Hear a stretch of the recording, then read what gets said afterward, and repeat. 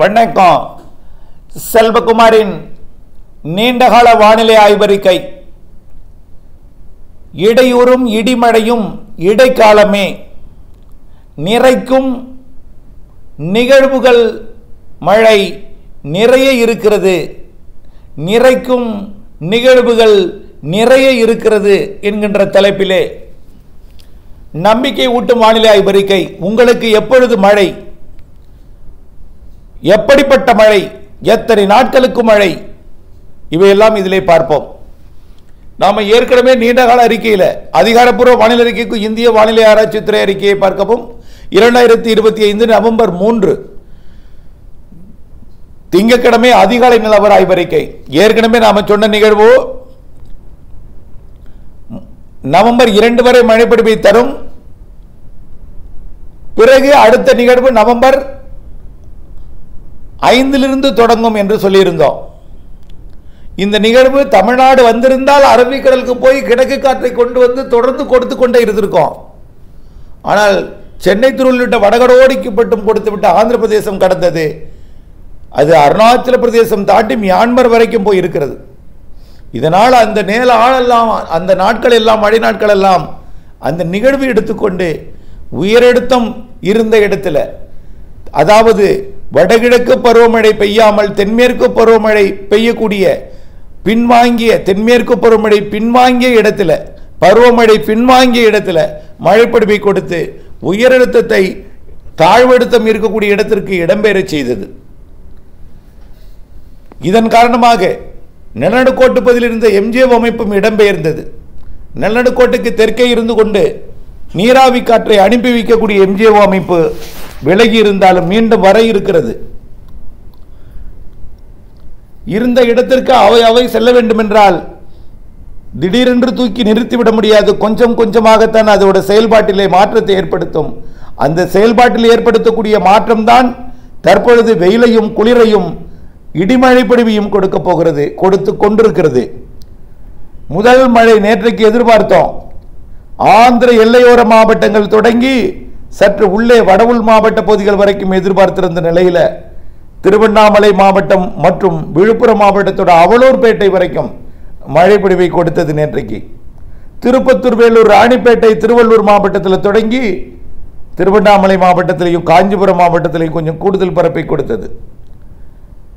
இந்த நிலையில் இன்றைக்கு அதே வடமேற்கு வெப்ப நீராவி, அதாவது வடமேற்கிலிருந்து வரக்கூடிய இமயமலை காற்று வரும் வழியில் வெப்பத்தால் லேசாக்கி மேலெடுத்து மேலடுக்கிலே கடலோரம் வந்து கடலோரத்தில் கடற்காற்றாலும் மேற்கு திசை உயரழுத்த காற்றாலும் குளிர்விக்கப்பட்டு இன்றைக்கு கர்நாடக எல்லையோர மாவட்டங்கள், ஆந்திர எல்லையோர மாவட்டங்கள் தொடங்கி வடவுள் மாவட்டங்கள் வரைக்கும் மழைப்பொழிவை இன்றைக்கு கொடுக்க போகிறது.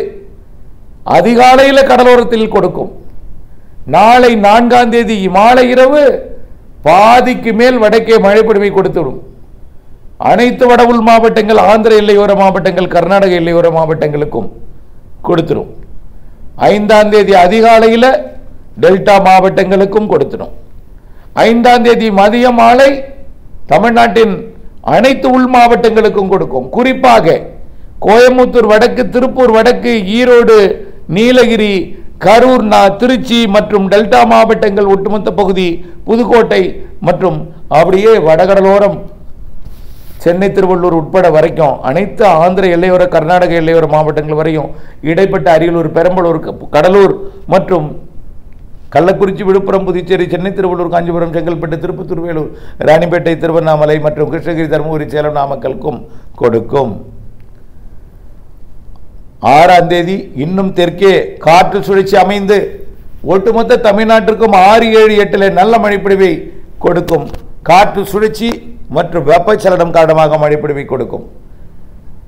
அதற்கு பிறகு வங்கக்கடலிலே மியான்மர் கரையோரம் நீடித்துக் கொண்டிருக்கூடிய தாழ்வு வங்கதேசம் சென்று மேற்கு வங்கம் சென்று பிறகு அங்கிருந்து செயலிழந்து வங்கக்கடலோட மத்திய பகுதிக்கு வந்து புதிய நிகழ்வோடு இணைந்து தீவிரமடைந்து கிழக்கு காற்றை கொண்டு வந்து ஏற்றும்.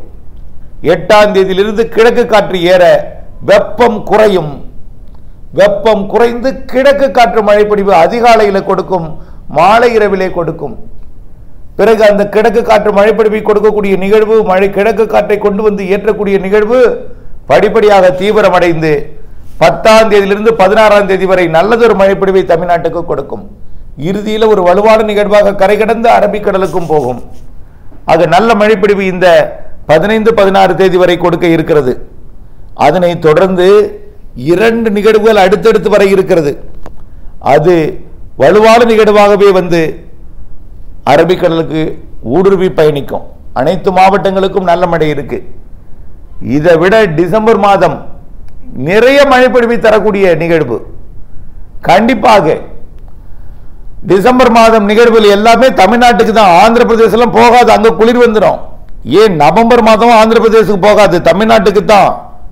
குறைந்தபட்சம் ஒரு காற்று சுழற்சியாக வந்தால் குமரிக்கடல் தென் மாவட்டங்கள் வழியாகவும், தாழ்வு பகுதியாக வந்தால் இலங்கை மற்றும் தென் மாவட்டங்கள் வழியாகவும், தீவிர தாழ்வு என்றால் மத்திய மாவட்டங்கள் வழியாகவும், மண்டலம் என்றால் வடகடலோரத்துக்கு செல்லுமே தவிர இப்படி விலகி எல்லாம் தமிழ்நாட்டை விட்டு விலகி செல்வதற்கு வாய்ப்பில்லை. இனிமேல் தமிழ்நாட்டுக்கு உண்டான மழைதான். வரக்கூடிய கிழக்கு காற்றை ஏற்படுத்தக்கூடிய நிகழ்வு தான் வலிமை அடைந்து 10ஆம் தேதிக்கு மேல் வரை இருக்கிறது. 16ஆம் தேதி வரை மழைப்பொழிவை கொடுக்க இருக்கிறது. இந்த மாத இறுதியில் 2 நிகழ்வு இருக்கிறது.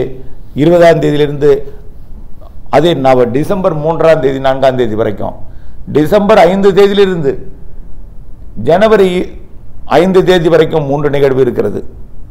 ஆக இடைவெளியும் இருக்கும், மழைப்பொழிவும் இருக்கும், வலிமையான நிகழ்வும் இருக்கும். நிகழ்வு நேரடியாக கடக்கும் பொழுது கடக்கும் இடத்தில் அதிக மழைப்பொழிவை கொடுக்கும். அனைத்து மாவட்டங்களுக்கும் மழைப்பொழிவை கொடுக்கும். ஆந்திர பிரதேசம் வழி, பிறகு ஆந்திர எல்லையோரம் வழி, பிறகு வடகடலோரம் வழி, பிறகு மத்திய கடலோரம் வழி, டெல்டா மாவட்டங்கள் வழி, வட இலங்கை மற்றும் தென் மாவட்டங்கள் வழி, தென்னிலங்கை மற்றும் தென்கோடி மாவட்டங்கள் வழி என்று மன்னார் வளைகுடா வழியாகவும் குமரிக்கடல் வழியாகவும் நிகழ்வுகள் இருக்கிறது. நிறைய மழைப்பொழிவு தர இருக்கிறது என்பதை நீங்கள் புரிந்து கொள்ள வேண்டும். வெயில் அடிக்கிறதே, இது பெய்யாது என்கின்ற கவலையை ஏற்படுத்தி கொள்ளாதீர் மனதில். தேநீர் கடையிலே அமர்ந்து கொண்டு பிறர் சொல்வதை கேட்டு குழம்பி விடாதீர். மூத்தோர் சொல் வார்த்தை அமிர்தம்தான். ஆனால் இப்பொழுது இயற்கையை நாம் மாற்றி வைத்திருக்கிறோம். இயற்கையை இயற்கையாக வாழவிடவில்லை. இயற்கையை மாற்றி இயற்கையை கெடுத்து இயற்கையை நம் கட்டுப்பாட்டில் இல்லாமல் அது கட்டுப்பாட்டிற்கு நம்மை இழுத்துச் செல்லும் வகையில் இயற்கை மாறி இருக்கிறது. ஆனால் மாறி இருந்தால் மழை பொழியும், சேர்த்து பொழியும். உங்களுக்கு பொழியும் நேரத்தில், தேவைப்படும் நேரத்தில் பொழியாது. 10 சென்டிமீட்டர் மழை மாதம் முழுவதும் என்றால் 10 சென்டிமீட்டர் ஒரே நாளில் பொழியும், இல்லை 2 நாளில் பொழியும். இப்படித்தான். ஆக மழைப்பொழிவு அனைத்தும் சேர்த்து பொழியும். நிறைய மழைப்பொழிவு இருக்கு. இந்த மாதத்தில் 3 நிகழ்வு இருக்கு. அடுத்த மாதம் 3, ஜனவரியில் 2க்கு குறையாத நிகழ்வுகள் இருக்கு. வலிமையான நிகழ்வு எல்லாம். கண்டிப்பாக பொறுத்திருந்து பாருங்கள், உண்மை புரிய வரும். அந்த உண்மை புரிந்த பிறகு அடுத்த வருடம் கார்த்திகையில் மழை பெய்யுமா, பனி வந்தால் மழை பெய்யுமா, வெயில் எடுக்கிறதே இது என்ன கோடையா, இனிமேல் மழை பெய்யும் என்ற நம்பிக்கை எனக்கு இல்லை, இப்படியெல்லாம் குறைப்பிற்கொண்டு சந்தேகம் கொண்டு அடுத்தவரை குழப்பி அடுத்தவரை அவர்களை மிகவும் கவலைக்குள்ளாக்கும் வேலையை இந்த ஆண்டு அனுபவம் பெற்ற பிறகாவது அடுத்த ஆண்டு செய்யாதீர். கடந்த ஆண்டும் அதற்கு முந்தைய ஆண்டும் இப்படிப்பட்ட பல அனுபவங்கள் கொடுத்திருந்தாலும் பேசாதீர்கள் என்று சொன்னாலும் பேசுகிறீர்கள். பனி வந்தால் மழை வராது என்று சொல்வீர்கள். இன்னும் கோடை மழை வீசுகிறது, இன்னும் கோடை மழை பெய்கிறது என்று பாலக்காட்டு கணவாயில் இருந்து. கோடை மழை அல்ல, தென்மேற்கு பருவமழை அல்ல, வடகிழக்கு பருவமழை. இது நிகழ்வு எங்கே இருக்கிறதோ அதனை நோக்கி காற்று வரும். ஆகவே பருவமழை மேற்கிலிருந்து காற்று வந்தால் அது தென்மேற்கு பருவமழை என்று சொல்லக்கூடாது.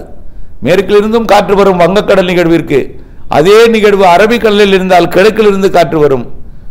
அதே நிகழ்வினோட அமைப்பு இருப்பிடத்தை பொறுத்து காற்று குவிதல் என்பது மாறி மாறி அமையும். இப்ப வடக்கிலிருந்து காற்று வருகிறது, வெப்ப அலை, அதுவும் ஈரோடு மாவட்ட வடக்கு பகுதி, அந்த அலையையும் தடுத்து கடும் புழுக்கத்தை ஏற்படுத்தி இருக்கும்.